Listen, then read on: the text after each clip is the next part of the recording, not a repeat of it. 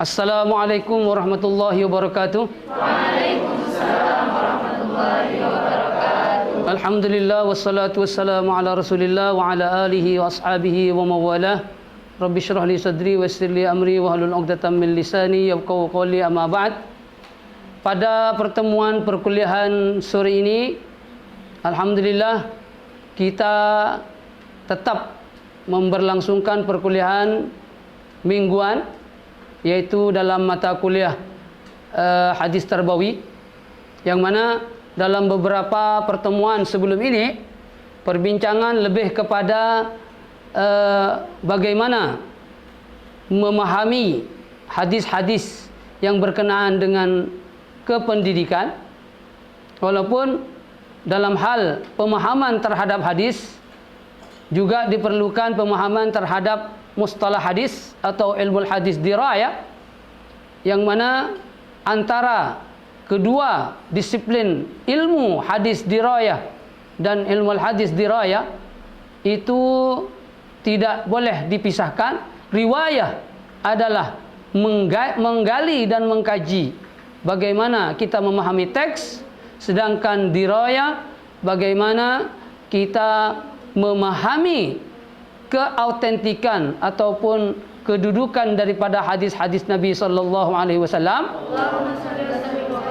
yang mana pada kali ini kita akan melihat sebuah contoh dari hadis mursal, yang mana sebagaimana kita tahu bahwa definisi dari hadis mursal, mari kita ke belakang sedikit, yaitu berkenaan dengan pengertian.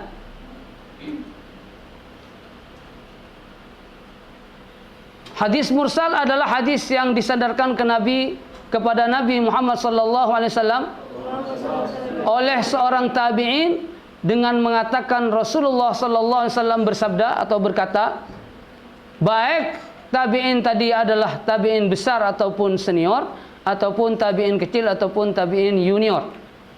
Yang jelas dari contoh yang kita lihat di sini kita bisa tentukan bahwa yang bernama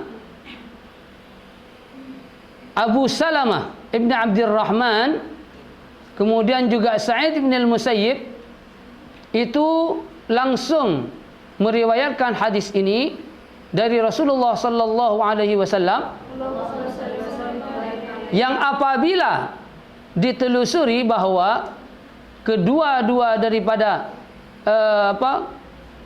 tabi'in ini juga meriwayatkan hadis tersebut dari Abu Hurairah radhiyallahu anhu. Jika ditelusuri sampai kepada sanad yang lengkap. Namun karena mursal itu adalah bisa saja tidak menyebut daripada sanad yang terdiri dari Abu Hurairah ataupun di kalangan sahabi, maka pencarian terhadap hadis yang muttasil, yang bersambung, yang juga bisa digunakan metode takhrij, sanad ataupun rentetan perawinya adalah sebagaimana berikut. Saya bacakan.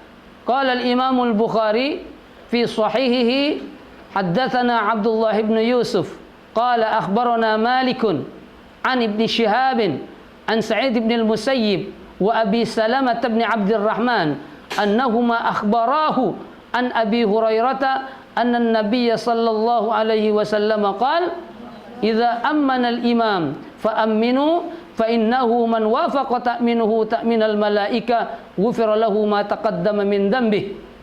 Wa qala Ibn Shihab wa kana Rasulullah sallallahu alaihi wasallam yaqulu amin.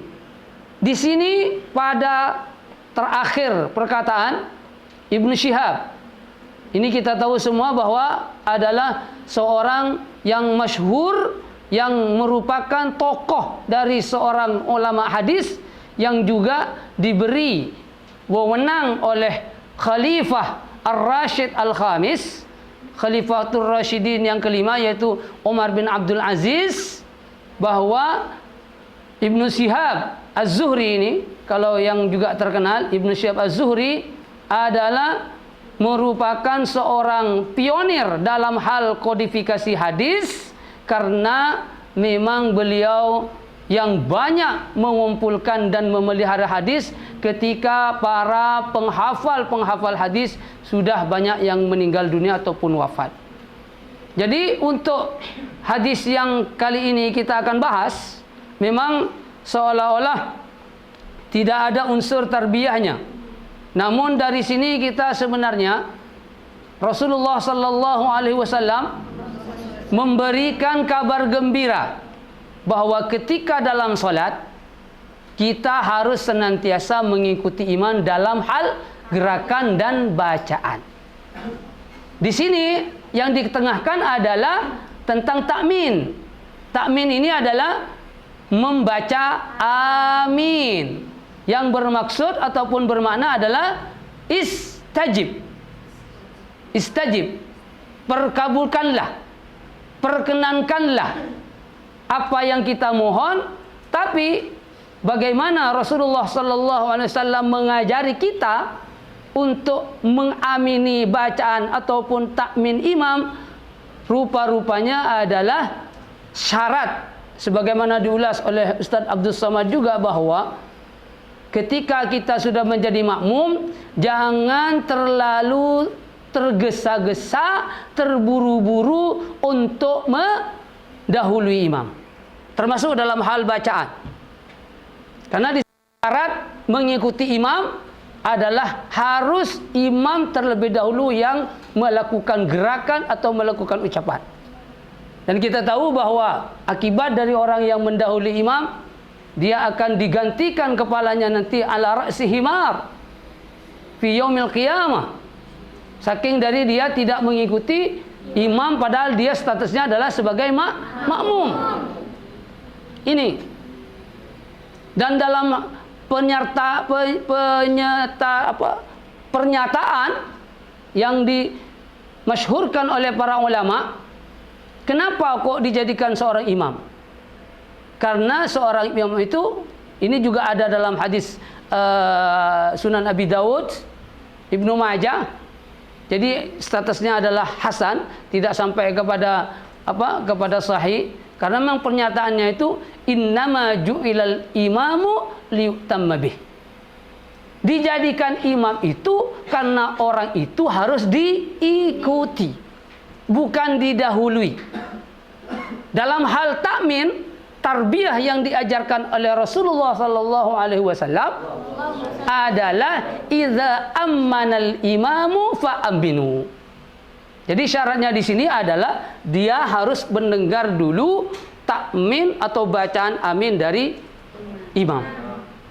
Ghairil maghdubi alaihim waladdallin. Amin. Jadi A itu didahului oleh imam, setelah itu diikuti oleh makmum. Coba sekarang praktek. Ghairil maghdubi alaihim waladdallin. Amin. Tidak boleh ketika ada imam ghairil maghdubi alaihim waladdallin. Nah, imamnya belum amanah, tapi dia sudah mengatakan amin, berarti dia sudah mendahului imam dari hal ucapan. Hati-hati. Keberhati-hatian inilah yang menjadikan apa tadi? Yang menjadi pahala dari seorang yang man wafaqa ta'minuhu ta'minal malaika ghufira lahu ma taqaddama min dambih. Maka di situ akan diampunkan seluruh dosanya yang telah lalu. Nah, ini saking daripada banyaknya pahala yang dijanjikan kepada makmum apabila dia betul-betul bermakmum kepada imam, dan imam juga memenuhi syarat untuk diikuti sehingga Allah Subhanahu wa taala memberikan keampunan dari salatnya yang sempurna. Maka dari itu kita menemukan dalam hadis yang kita bacakan barusan secara mursal, kalau kita lihat secara muttasil, ini sungguh bagus contoh ini. Artinya kita menemukan hadis yang berkenaan dengan takmin atau mengamini imam, baik itu dengan sanad yang bersambung, tidak ada keterputusan, atau baik yang ada keterputusan. Kalau kita perhatikan, ada beberapa orang yang ditinggalkan oleh Ibnu Syihab atau Az-Zuhri tadi, dan langsung wa kana Rasulullah sallallahu alaihi wasallam yaqulu amin. Coba saya minta untuk disebutkan siapa di antara Ibnu Syihab yang tidak disebutkan ketika hadis itu menjadi mursal.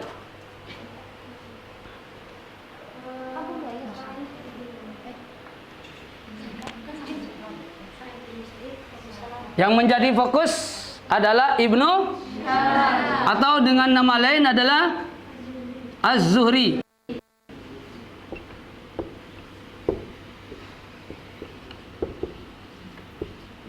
Kemudian yang tidak disebutkan oleh beliau di antara dua sahabat, bahkan tiga di situ. Terus di sini An-Nabi sallallahu alaihi wasallam.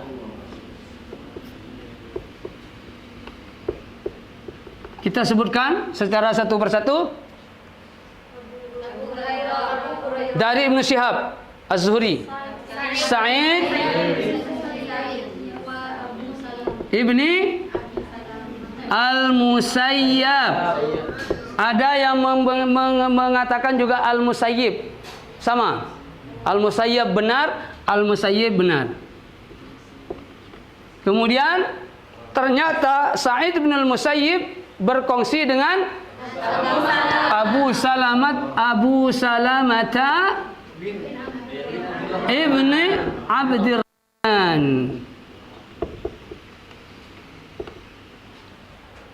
Dan kedua-duanya, berarti ini harus ada lagi sebelum sampai kepada Nabi, yaitu Abu Hurairah. Abu Hurairah radhiyallahu anhu. Kalau kepada mereka berarti radhiyallahu anhum. Ini nih, tiga-tiganya adalah semuanya adalah as-sahabah. Tapi ketika mau menjelaskan bagaimana takminnya Rasulullah yang diikuti oleh makmum, Ibnu Syihab menggugurkan tiga-tiganya dan langsung wa kana Rasulullah sallallahu alaihi wasallam yaqulu amin. Perpaduan antara al-hadis al-fi'li dengan al-qauli sekaligus diimplementasikan oleh Ibnu Syihab Az-Zuhri. Kalau sudah demikian, ya, perpaduan, kombinasi, kolaborasi antara dua hadis yang dikatakan oleh Rasulullah, yaitu amin, dengan yang dikatakan bahwa Rasulullah mengerjakan itu tanpa penyebutan dari tiga-tiga sahabat ini, itu sudah mencakup bahwa hadis mursal tidak selamanya menjadi hadis dhaif.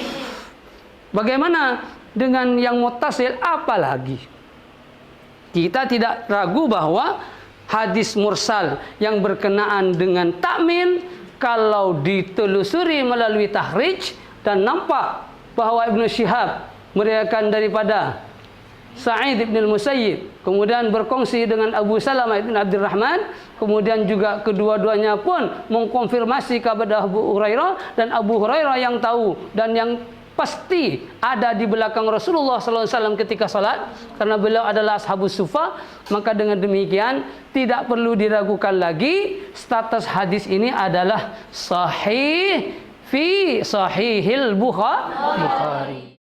Dengan demikian, apatah lagi mursal as-sahabi, ya, yang definisinya itu adalah hadis yang diriwayatkan oleh seorang sahabat, namun sahabat tersebut tidak mengetahui atau tidak menyaksikan secara langsung, baik saking dari karena masih belum beliau, atau mungkin ada halangan yang tidak menghadirkan dirinya di hadapan Rasulullah sallallahu alaihi wasallam, tapi pastinya dia mendapatkan informasi yang akurat itu dari kalangan sahabat-sahabat yang senior.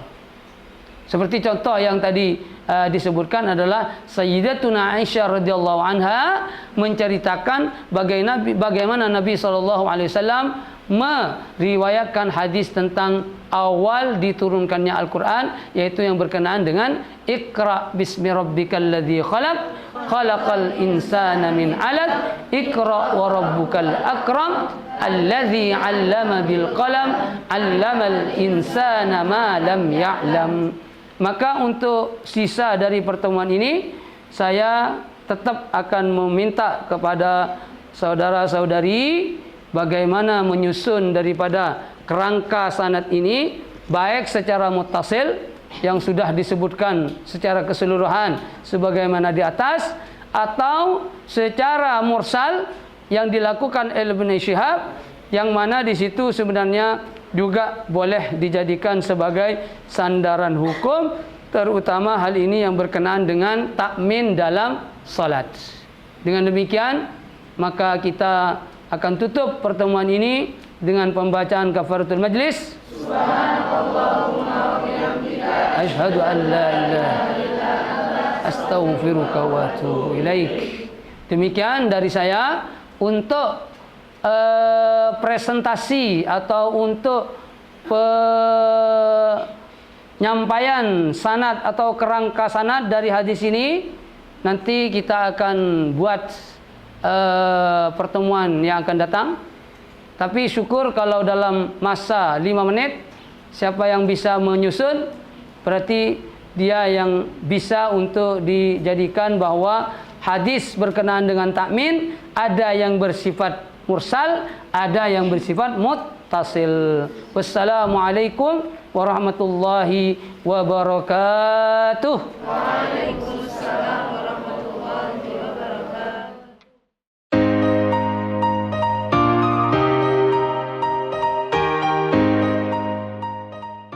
Gitu. Saya mewakili mahasiswi yang malu untuk presentasi di depan mahasiswa. Biasa dia malu-malu kecil. Yang jelas rentetan sanad yang dihasilkan dari hadis yang telah dipaparkan tadi ini adalah benar, dan kita lihat penggunaan daripada panah yang menghadap ke atas itu karena senantiasa saya tanamkan bahwa awal sanad terdiri ataupun dimulai dari Al-Mukharrij. Dalam hal ini Al-Bukhari. Dan saya bahkan juga senantiasa mengatakan bahwa perbedaan antara Al-Mukharrij dengan Ar-Rawi itu pakai kaidah laisa kullu rawin mukharrijan wa kullu mukharrijin rawin. Bukan setiap perawi bisa jadi mukharrij, tapi seorang mukharrij sudah jelas ataupun sudah tentu sebagai seorang perawi. Karena mukharrij ini kelebihannya daripada perawi, dia memiliki kitab yang di dalamnya telah disusun dan dikumpulkan hadis-hadis Nabi sallallahu alaihi wasallam. Malah dalam Sahih Al-Bukhari pun kita patut bangga, tidak ada hadis selain hadis sahih. Dan berjumlah sebanyak setelah diulang-ulang yaitu 7.275. Kita tahu tadi Al-Bukhari meriwayatkan dari Abdullah bin Yusuf, kemudian Abdullah bin Yusuf meriwayatkan dari Malik bin Anas, di sini ya Malik bin Anas ya. Kemudian Malik bin Anas meriwayatkan dari Ibnu Syihab. Ibnu Syihab meriwayatkan dari, lihat yang bersambung, Sa'id bin al-Musayyib dan Abu Salamah bin Abdurrahman.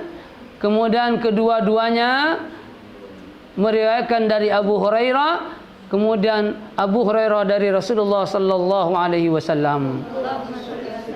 Untuk sanad yang dibawa adalah mursal karena Ibnu Syihab tidak menyebutkan ketiga-tiga sahabat, yang mana ketiga-tiga sahabat ini sebenarnya saling berkongsi dalam meriwayatkan hadis tentang takmin, walaupun perlu diketahui oleh semuanya dalam perkembangannya ketika menyusun kerangka sanad ini, sebenarnya dalam kotak ini ya, ini bisa ditulis di sebelahnya adalah lafaz bagaimana sahabat tersebut mendapatkan periwayatannya dari Rasulullah. Contoh, kalau biasanya Abu Hurairah selain daripada anin Nabi, itu biasanya juga mengatakan sami'tu Rasulullah sallallahu alaihi wasallam.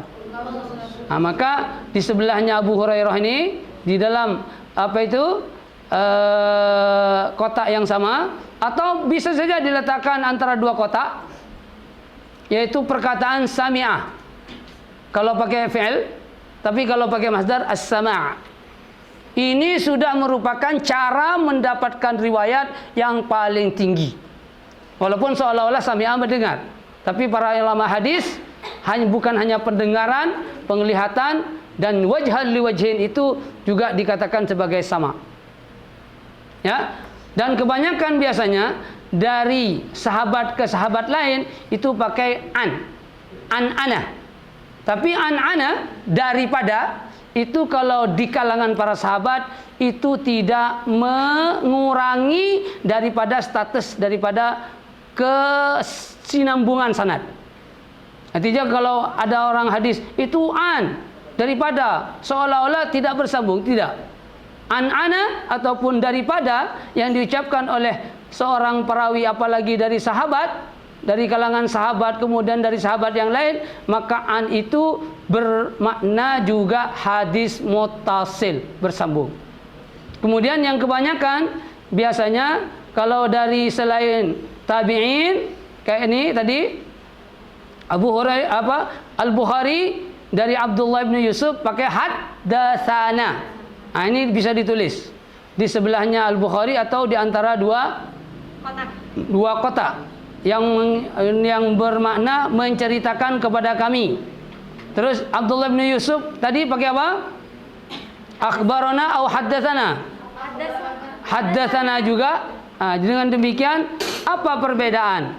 Biasanya kalau haddatsana itu yang syekhnya meriwayatkan langsung kepada murid.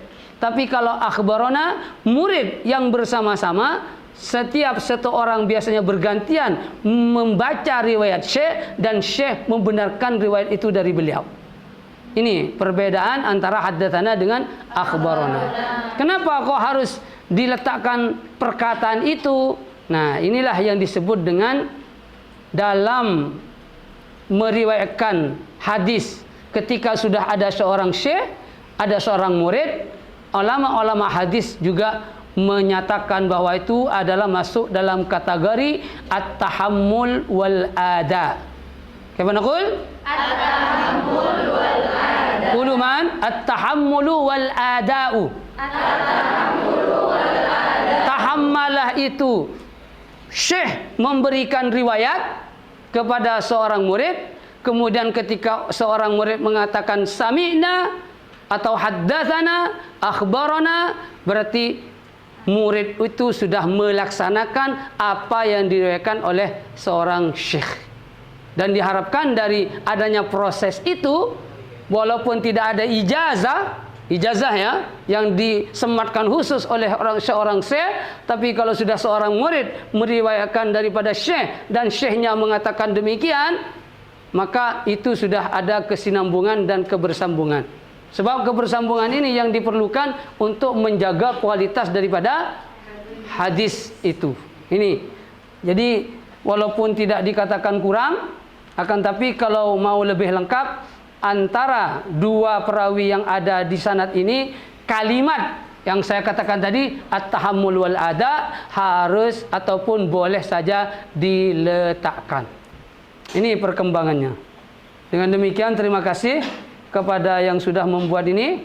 Nanti kita akan upload juga, bahwa pembuatan seperti ini sebenarnya butuh ketelitian dan kefahaman yang tinggi. Jika tidak, maka kadang-kadang level daripada siapa? At-tabi'in tertukar kepada level as-sahabah. Atau na'udzubillah min dzalik, level as-sahabah juga kadang-kadang di bawah dari tabi'in. Walaupun terus terang dalam ilmu mustalah hadis itu periwayatan dari senior ke junior, dari junior ke senior ataupun sebaliknya itu lumrah-lumrah saja, karena ilmu itu kadang-kadang dituntut dan dicari oleh orang-orang yang tanpa memperhatikan batasan umur. Demikian, terima kasih. Untuk yang putra, tolong dikirim saja melalui PDF. Yang biasa berchattingan dengan saya adalah si Gogon. Oleh demikian, pertemuan kita kali ini cukup, dan alhamdulillah sudah ada teori, sudah ada contoh, sudah ada aplikasi, dan sudah ada hasil. Mudah-mudahan Allah Subhanahu wa taala memberikan kekuatan kepada kita untuk selalu menggali ilmu yang bermanfaat fid dunya wal akhirah. Wassalamualaikum warahmatullahi wabarakatuh. Waalaikumsalam.